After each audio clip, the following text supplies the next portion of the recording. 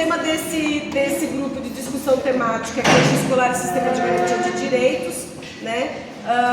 Penso que todos aqui que são ou da área da educação ou estudantes que estão interessados, né, a futuramente seguir na área da educação, psicologia e educação, né?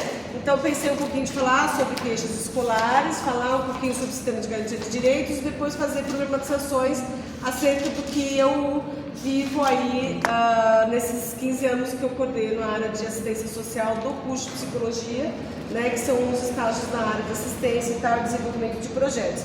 Então, entendendo um pouquinho as queixas escolares, né, se refere a preocupações, reclamações ou problemas específicos relacionados à experiência educacional dos alunos, né?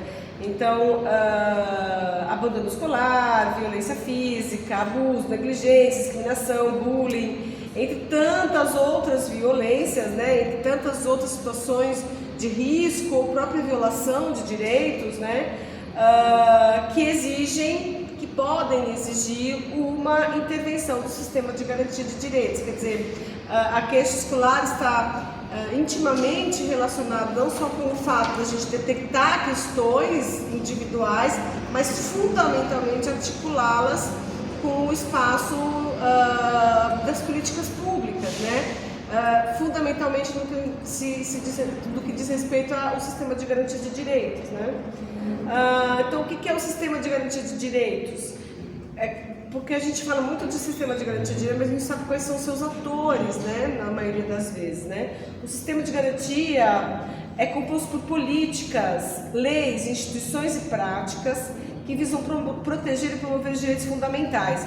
Inclui órgãos desde o Conselho Tutelar, Ministério Público, Defensoria Pública e todos os profissionais que trabalham nas políticas públicas de educação, saúde e assistência social. Eu fico pensando que quando a gente fala de políticas públicas de saúde, educação e assistência social, a gente aqui exclui outras políticas públicas tão necessárias para a questão da gente pensar em inclusão educacional e escolar, como, por exemplo, as políticas de mobilidade urbana, né, que tem uma defasagem tão grande. Eu trabalho com população de rua, trabalho com toda a assistência social, né, e a gente vê, por exemplo, o quanto que aquela pessoa em situação de rua, por exemplo, ela gostaria de estudar, de fazer o eixo, de voltar a estudar e tal, e aí ela não tem o passe gratuito, ela não tem como ir para a escola, né? Embora ela esteja acolhida dentro de um centro de acolhida, por exemplo, para a população de rua, né? Aqui em São Paulo a gente tem uma população de rua muito grande, né? Enorme, vasta, bem distribuída, né? Embora grande parte dela esteja aqui, onde a gente está, no centro de São Paulo, né? Mas a gente tem uma população que beira 45 mil pessoas em situação de rua em São Paulo, né? E muitas vezes a gente, quando vai pensar numa intervenção com a população de rua, a gente trabalha muito com a questão do retorno aos estudos, né? De entender o que significa a escola para eles, etc. Claro que muitos deles referem-se a problemas escolares anteriores, né? Pararam seus estudos em determinado momento da vida, mas não o retomam por dificuldades outras que não é falta de desejo ou vontade, mas é de fato limitações das políticas para que haja esse retorno, né? Então a gente vê desde sempre na assistência social uma relação, desde coisas pequenas até grandes exemplos, né? A gente vê de fato uma série de violências que impedem que essas pessoas em situação de vulnerabilidade possam acessar de maneira livre, de maneira positiva, né, que não seja uma obrigação, né, a educação, né? Isso é uma coisa que a gente então trouxe para debater, né? Eu vou, para a gente fazer algumas problematizações, né? Eu vou usar especificamente. Eu falei um pouquinho agora do centro de acolhida para a população de rua, né? E eu fico pensando que o resto da minha minha fala vai ser um pouco dirigido à experiência mais assim, da minha experiência mais longa da minha atuação, que é com SAICAS, né? E também a partir de uma pesquisa que nós fizemos na pandemia, com 18 SAICAS, entendendo um pouco qual era a realidade daqueles serviços do ponto de vista da relação intersetorial, né? Da relação com a equipe, com os acolhidos. Então, nesse sentido, eu tenho muitos dados para trazer para vocês sobre isso. Então, os processos educativos, a questão que se põe na assistência social logo de cara, né, é que a gente pontue de uma vez por todas, né, que a assistência social não é só um serviço, não é só uma política pública de sanar as necessidades básicas dos sujeitos, né, e o acesso ao sistema de garantia de direitos, né, mas ele também é um espaço educacional, fundamentalmente quando a gente fala de serviço de assistência social dirigido a crianças e adolescentes. Tanto que vejam, para mim, o X da questão, né, dessa relação entre a educação e a assistência social está no nome, né, um analisador histórico, né, no nome dos fundamentais atores, né, que atuam junto com as crianças em situação de vulnerabilidade, seja em situação de abrigamento provisório, né, uma questão mais delicada, muito mais complexa, até, por exemplo, dos centros de proteção básica, né, centros de acolhidos de centros de convivência, e tantos outros serviços dirigidos aí a famílias, crianças e adolescentes, né. Então, nesse sentido, eu já pontuo, né, uma questão interessante, né, para a gente pensar juntos, depois em proposições, né, mas os processos educativos não estão somente na escola, né, os serviços de atenção básica de média ou de alta complexidade, do SUAS, que acolhem crianças e adolescentes, também executam um forte papel no sucesso ou na produção dos programas do processo de escolarização das populações em risco, né. Então isso, para mim, é muito importante que a gente pontue o nome desse ator que está trabalhando junto com crianças, né, e que tem um papel, ele chama orientador socioeducativo, né. Aí é uma confusão enorme, porque esse orientador, né, esse é o nome, né, do personagem, esse orientador socioeducativo, ele tem a exigência de formação de ensino médio, né? E ele vai trabalhar com as populações que são muito complexas, né? Que são singularidades de um tamanho grau de complexidade que não passa pelo entendimento desse orientador socioeducativo, que não tem a exigência da formação básica. Eu acho que isso ilustra bem que a gente está na área da assistência, né? Mas o seu principal ator chama o orientador socioeducativo, né? Quer dizer, é um nó. Para mim esse é um grande problema, né? Na realidade, os serviços do SUAS e também nas escolas é que as demandas por inclusão social, a superação das desigualdades e a busca pela garantia de direitos básicos de sobrevivência entrelaçam-se com as demais intervenções específicas às queixas escolares e se sobrepõem a elas, né? Então, é claro que se você tem uma pessoa em situação de violação de direitos, né, fundamentalmente com relação a questões básicas de sobrevivência, falta de moradia, de segurança alimentar, etc., né, é claro que você vai primeiro responder essas demandas, depois as demandas de educação.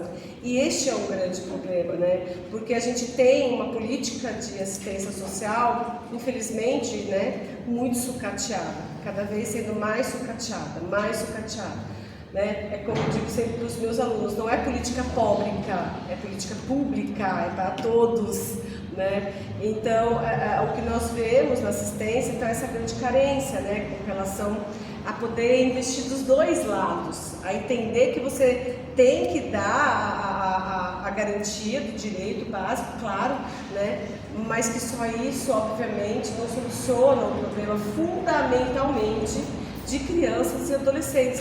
Mas pensa-se em crianças e adolescentes fundamentalmente, mas eu trabalho muito com população de rua, eu também posso dizer que a carência da educação, do acesso à educação para os adultos é tão violenta quanto para crianças e adolescentes, né? Bom, o cotidiano de jovens e crianças em situação de abrigamento, por exemplo, é marcado pela gestão da vida, e aí eu vou falar um pouquinho sobre o Foucault, né? Que não tem como a gente fugir dele, nesse sentido de entender qualquer tipo de política pública, né? O cotidiano, então, desses jovens em situação de abrigamento, fundamentalmente, né? Mas em todas as políticas de assistência social, é marcado pela gestão da vida e produção de modos de vida repleto de violências, né? Então essa coisa, por exemplo, de dizer que criança de Saica não tem família, né? É uma baita de uma violência, né? Ou então, e a gente ouve muito, né, dos jovens e crianças de Saica, o quanto que eles odeiam a escola porque sofrem violências horríveis, não só por parte dos seus colegas desinformados, mas por parte de toda a equipe educacional da escola, né, que são absolutamente, que invisibilizam, né, a complexidade do jovem de Saica, do jovem em situação de extrema vulnerabilidade, né, dentro do espaço escolar, como se houvesse um sistema cognitivo universal e que todo mundo então bastasse sentar no banco da escola para aprender, né? E aí a gente tem toda a singularidade de uma população de Saica que é desrespeitada, invisibilizada. Isso para nós é uma grande violência, né? E é por isso que há tantos jovens e tantas crianças em Saicas, né? Mas também se servindo de outros serviços da assistência social, como por exemplo os SASFs, os centros de acolhida, né, da atenção básica. É por isso que a gente vê tantos desses sujeitos, não só não sabendo ler ou escrever, mas absolutamente desinteressados do espaço escolar, né? Justamente porque o espaço escolar não cola com a realidade, né, dessas pessoas e ainda naturaliza questões muito delicadas para uma pessoa que vive sem o convívio familiar, né? Então, é claro que numa instituição educacional ou numa instituição de serviço social existem pessoas, né, que têm representações sociais sobre a realidade, né, sobre as coisas que vivem e vão impondo, e vão implementando uma série de modos de viver que são incompatíveis com a realidade de jovens de Saicas, né? Por exemplo, eu escuto muito frequentemente os adolescentes dizendo que a professora pergunta para eles: cadê a mãe que não te ajudou a estudar? Porque você tirou nota baixa, cadê sua mãe, né, que não ajudou? Assim, é uma falta de sensibilidade total, né? E lá no Saica ninguém te ajuda, né? Então procura o Saica, conversa com o Saica, não cobra da criança alguma coisa que não vem dela, né? É isso muito complicado. Então a gente sempre pensa nessa questão. O trabalho intersetorial dos serviços que implementam políticas de assistência social, de saúde, de políticas educacionais, não se dá de maneira eficaz, né? Por inúmeros motivos. A própria construção das equipes de trabalho, primeiro que a gente falou sobre, né, comecei a falar sobre isso, a própria construção das equipes de trabalho nos serviços socioassistenciais. Como eu disse, né? Primeiro a ideia da formação do orientador socioeducativo, né? Depois a questão da judicialização da assistência social. Grande parte do tempo dessa equipe técnica, que é composta por 4 profissionais, né? Hoje incluindo o pedagogo, essa equipe ela trabalha 80% do seu tempo para responder demandas do sistema judiciário, né? Eu até brinco, gente, mas vocês deviam ser concursados pelo fórum, está sempre respondendo demandas do sistema judiciário, que nós chamamos de judicialização, né, da assistência social, que é para mim assim um caso muito sério, porque o que a gente vê na realidade dos Saicas é que existem 2 Saicas. Um Saica que trabalha para o fórum, né, grande parte do seu tempo dedica a preencher papeladas e documentações importantes. Não estou dizendo que não são importantes, porque afinal de contas vão dizer para a criança, né, se ela vai ou não continuar e permanecer no SAICA, né, do seu futuro, né, coloca um poder enorme em cima da equipe, inclusive, uma coisa horrível, né. E de outro lado a gente tem, nesses dois SAICAs a gente tem a equipe do judiciário, né, que são os técnicos, e a gente tem os orientadores socioeducativos e as crianças, né.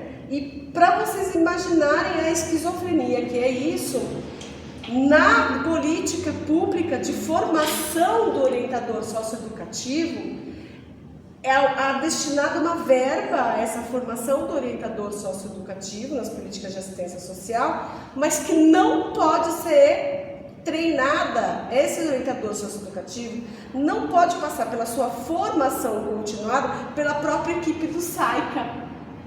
Quer dizer que eu tenho um psicólogo, um assistente social, um pedagogo, um gerente de serviço que trabalha, e aí tem um orientador que faz a sua formação com outra turma.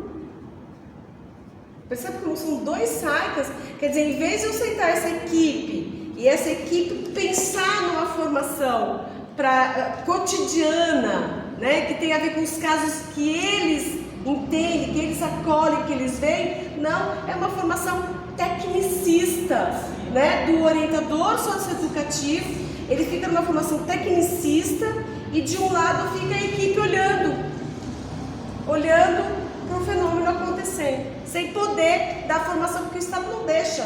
A prefeitura, ela abre uma licitação para que os caras, para outras empresas fazerem a formação do cara. É brincadeira, é uma coisa maluca, né? A falta de entendimento da rede, né, sobre as singularidades e complexidades dos casos da realidade da assistência social. Eu estou dizendo para vocês, né? Então todas as crianças são iguais em todos os lugares, e não são, né? Todos os adolescentes são iguais, não são, né? É um absurdo, né, que a gente não trabalhe com as especificidades de uma criançada, né, de adolescentes que já passaram por poucas e boas, né? E ainda precisam dizer que são diferentes, que têm necessidades diferentes, né? Que têm demandas diferentes de escolarização, né? E o visível e intencional sucateamento das políticas públicas, né? Conclusão, concluindo, né? Concluíram o contexto e a importância dos afetos, né? Para a verdadeira inclusão educacional, né? É preciso elaborar ações, projetos e programas que evidenciem e fortaleçam a centralidade do afeto, né? Me parece que há, nesse sentido, uma grande cisão entre as teorias e o que se vive com as populações vulneráveis, de maneira geral, né? Em que todas as teorias já comprovaram, né? Todas as teorias na área da educação, na área da psicologia, já comprovaram a importância do afeto na escolarização, no processo todo de aprendizagem. Mas isso é esquecido na realidade dos serviços de assistência social, né? É esquecido que eu preciso ter uma referência para aprender a ler e escrever. Que eu preciso ter alguém que pegue a caneta junto comigo e me ensine a pegar no lápis. Né? Que alguém que seja uma referência para mim de vontade de aprender, né? Eu gosto muito da psicanálise nesse sentido, que ela diz sem um fator de envolvimento libidinal, né? de investimento libidinal, eu não consigo aprender, né? É tão simples de entender, mas que infelizmente, né, na assistência social a gente ainda está muito engatinhando nesse sentido. É preciso despertar na rede a urgência do acolhimento e cuidado ético-político, né, dessas crianças, né, para que haja uma verdadeira, né, e assim também adultos, né, para que haja uma verdadeira inclusão, né, não essa inclusão feita com a matrícula, né, tá matriculado, né, não, a gente precisa discutir que isso tem a ver mais de matrícula. A gente precisa entender que essas crianças precisam se sentir acolhidas, né, respeitadas na sua singularidade, né, fundamentalmente as crianças que estão em situação de abrigamento, né, que não tem ninguém por elas, essa é a questão, né, não tem ninguém lá que vai falar com a professora, né, a não ser que o SAICA e os serviços da rede socioassistenciais se dediquem a isso, né? É inacreditável que ainda hoje a gente tenha profissionais, né, de equipe técnica desses lugares que digam: ai, nossa, eu gosto tanto das crianças que eu vou até na escola bater boca com a professora. Eu vi isso outro dia, né? Aí eu digo: não é porque você gosta das crianças que você tem que fazer isso, é porque esse é seu papel, né? Essa é a sua função, né? Entende-se a rede. É interessante isso, entende-se. Essa pesquisa que eu fiz, por isso daria muito mais tempo de conversa, mas essa entrevista, essa pesquisa que eu fiz revelava que os SAICAs, por exemplo, eles entendem a rede como um todo, mas eles não falam uma vez em escola dentro da rede. Eles falam da saúde, da saúde, da saúde, da saúde, da assistência social e nem se refere à educação como rede, né? Esse é um dado interessante que eu encerro aqui para a gente depois debater. Muito obrigada.